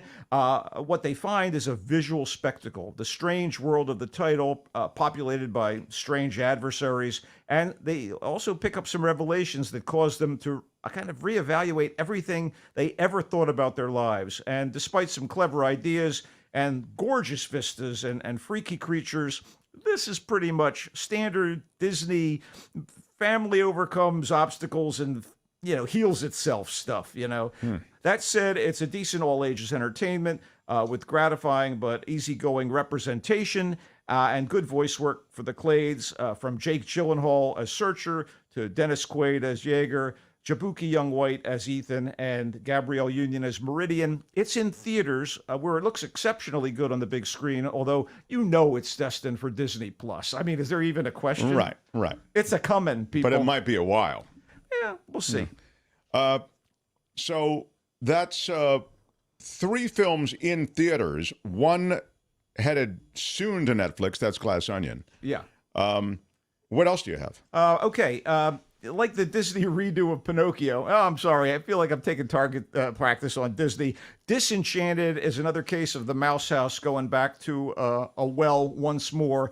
But it doesn't feel that much like Once Too Often, because this is a pleasant, lively to the point of cluttered continuation of 2007's Enchanted, revisiting the cartoon princess turned real-life woman Giselle, played once more by Amy Adams with, verve, innocence, and a relentless sweetness that is thankfully undercut by events in the movie, because too much of it, it's diabetes, frankly. I see. But Anyway. they did get back from the original Enchanted. They ended up in this musical, right? Isn't that what it was? The music has followed her from the cartoon world, and she busts into song, and there's dancing and what have you. But didn't they wrap that up, button it out after the last one? It was a happily ever after situation, but this is 15 years later. I see. And her stepdaughter is now a sulky teenager. Her husband is kind of worn down by the grind of New York City, and they decide to move to a small town and find her kind of real world equivalent to fairy tale land. Okay. And it turns out that, be careful what you wish for. She shows up and in fact gets her hands on a wishing stick and wants everything to be like a fairy tale. And what she forgets is all the grim events one finds in fairy tales. I get it, because of the grim. Yeah, I get it. But, all the other actors and actresses who you liked in the first movie, well, the 4 central ones, which include her, Idina Menzel, James Marsden, and, of course, Patrick Dempsey as her boyfriend, who becomes her husband. They're all back, which is great. And the songwriters, Stephen Schwartz and Alan Menken, the great Alan Menken, are back as well. The songs are just not quite as good. And this thing has kind of in the universe weirdness. It still tries to turn fairy tale tropes inside out. The better musical numbers in the previous film, and we've kind of been here before. I would just say with the talent involved and an accomplished director of contemporary movie musicals, Alan Shankman at the helm, this is a measure of fun for the fans. So you want to revisit these people, these characters, check it out. But, it's a bit disappointing, you're saying. A little disappointing. Maya Rudolph gets off some good stuff as sort of the mean girl, queen bee in this small town that starts to torment Giselle's, the character by Amy Adams. Anyway, it's on Disney Plus, so you don't have to travel very far to see it. We have better things to discuss after Disenchanted, and I want to get to this because I think it's an important film and a good film. It's called Devotion. Jonathan Majors, who started his career with a bang, kind of, by starring in HBO's challenging science fiction social commentary mashup Lovecraft Country, and is poised to take over the Marvel Cinematic Universe as its biggest of bads, Kang the Conqueror. He flexes his considerable dramatic muscle as the central figure in Devotion. This is a no-nonsense mix of film biography and historical drama based on the exploits of Jesse Brown, and his friendship with Lieutenant Tom Hudner. They were two dedicated U.S. Navy pilots from radically different backgrounds who nonetheless bonded while flying dangerous missions in the Korean War that have serious impact on the tides of battle. Brown, played by Majors, is an ensign and a rarity in that time, the early 1950s. He was a black American fighter pilot. Hudnall, played by square-jawed Top Gun Maverick cast member Glenn Powell, is a white officer from comparative privilege, but military comradeship during wartime and skill in the cockpit while under fire turn out to be great equalizers. And speaking of Top Gun Maverick, which glorified stylized joyride, feels kind of like macho pulp piffle, Devotion has some serious meat to it. And again, it has this historical context. And along with illustrating bravery amid the perils of war and offering aerial thrills and chills, it addresses the valor that was required in the struggle for racial equality. I mean, this has got some real meat to it. It's directed by J.D. Dillard. It's a solid and uplifting piece of filmmaking, and Majors is major. Devotion is in theaters right now. Jeez, you like that? I did. Wow. This has been a very, very positive visit thus far. Yeah, I think you've got time for one more. I do. And, honestly, this is not for you in any way, shape, or form, Mark. So this is a horror thing, something tortured? Well, not so much. Let me get to it. All right. Bones and All is the latest from the excellent Italian director Luca Guadagnino, whose previous movie was Call Me By My Name, an award-winning interpersonal drama that kind of accelerated the acting career of Timothée Chalamet, and whose A Bigger Splash is in my personal all-time top 30. If you can seek out A Bigger Splash, it's like a Patricia Highsmith novel brought to the screen, although she did not write the source material. As for Bones and All, it's the story of star-crossed young love without any kind of how can I put this? Without any kind of restraint, because it's about a hidden subgenius of humanity with very specific and taboo tastes. Oh my God, I can tell I'm going to hate this. You are. I don't want to spoil it, but did you ever see the classic Little Rascal short, The Kid from Borneo? That had the deathless line, "Yum yum, eat 'em up." No, anyway, no. Oh, despite how sensationalistic, is it cannibalism? What is it? Did you use the C word? I mean, I'm just Michael. I want to hear more about this. I got Steve waiting, but please finish. Round this out. Okay. Despite how sensationalistic and potentially shocking and stomach turning it can be, Bones and All is beautifully shot, thoughtfully written. It's an adaptation of a well-regarded novel and elegantly directed by Guadagnino. By the way, sensitively acted by the young leads, including Chalamet and his leading lady, Taylor Russell, delivers fascinating, nuanced performances as seemingly ordinary heartland American kids share dark predilections and extra value in the form of the superb veteran actor Mark Rylance, who is gobbling up every scene he's in. Okay, so they're eating each other. You've got to. I mean, what a cast! But it's about cannibalism. Is that what it's about? Maybe Bones and All, and you don't want to say what it is, and you know it's going to gross me out. It has a lot of bite. I will say it has a lot of bite. Oh my God! Can you let him finish? Sir? He is finished. Okay, he's finished. All right, now listen. Quickly running down The Glass Onion, a Knives Out mystery, funnier, Michael says, than the original, than the one that preceded it. This is sort of a sequel to Daniel Craig offering. Guillermo del Toro's Pinocchio, which is in theaters. By the way, the Glass Onion is in theaters, but it'll be on Netflix the 23rd, I think you said, of next December month. 23rd. Yeah, yes. December 23rd. Guillermo del Toro's Pinocchio is in theaters. He likes it a lot. He feels that del Toro has just sort of reimagined both the setting and the... go ahead. You can... No, and it'll be available on Netflix in about a week and a half. Oh, that's great. Strange World, which is the Indiana Jones vibe with the explorer. That's it's okay. It's solid family entertainment. Strange World, that's in theaters. Disenchanted, a bit disappointing. It's the sequel 15 years later now from Enchanted. Yes. And its music's not as good, but it's on Disney Plus, and you might enjoy it. Devotion is the Jonathan Majors star vehicle. It's solid and uplifting, you said. You really liked it. And with a true historical context. And where can people see Devotion, that movie? A place called The Theater. Okay, and Bones and All, which is the Luca Guadagnino. Luca Guadagnino, yeah. Luca Guadagnino number. It's a kinky love story. Star-crossed young love and kinky. Now you make me want to see it, but I think I would be grossed out, wouldn't I? You would definitely be grossed out. All right. Go Niners. Love you, Michael. He comes I got you on a rainbow. Bye-bye, Michael. Bye, everybody. All right. That is good stuff. More good stuff from Michael Snyder whenever he comes by. Pretty cool. The Mark Thompson Show. How about this guy? Speaking of good stuff. Our last visit of the week was Steve Moskowitz, everybody. Hi, Steve. Hi, Mark. And now we're in respect to the last guest, we're going to be talking about the tax bite. Oh, I see what you did. Yeah, I know. He's Moskowitz is good. Moskowitz is good. Yeah, look, the tax bite can be as big or as deep as you let it be. That's what I feel is the beauty and the virtue of having someone like yourself in our corner. You know, you need an advocate. That is so true. And it's true in a lot of areas of life, especially tax. And especially now, we're just after Thanksgiving. Blink your eyes, Christmas is going to be here, New Year's.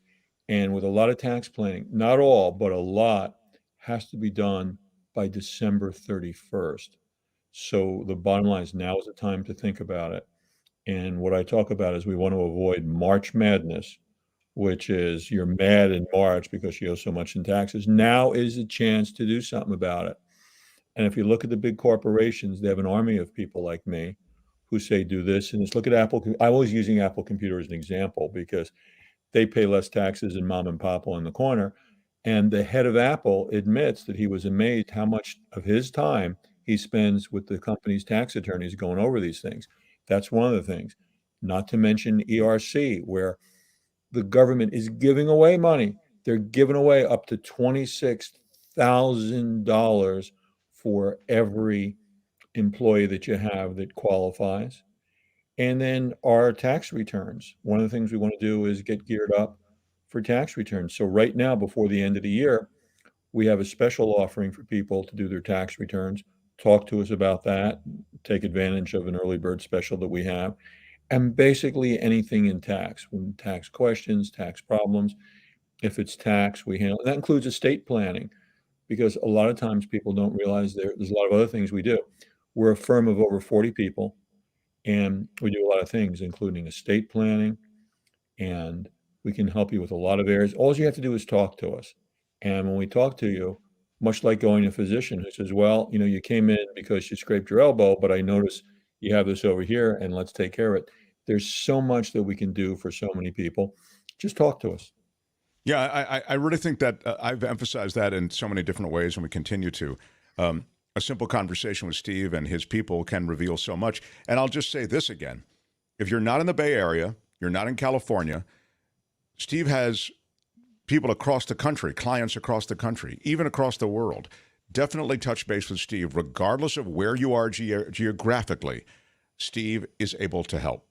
888-TAX-DEAL, 888-TAX-DEAL. Hey, for that matter, if he can't help you somehow, he'll tell you, 888-TAX-DEAL, 888-TAX-DEAL. Also online, MoskowitzLLP.com. MoskowitzLLP.com. It's Moskowitz, Moskowitz, LLP, MoskowitzLLP.com.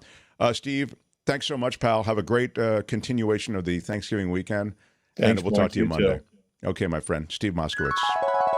The Mark Thompson Show. Mm-hmm. Well, it's time to roll out. I know. At noon, Nikki Maduro. Our Friday food features Thanksgiving leftovers. Can AI help ease traffic congestion? A Vanderbilt researcher is going to tell us, she says. I'm Tim sorry, Seeger's Mark, you gonna- can't turn there. Okay, that's right.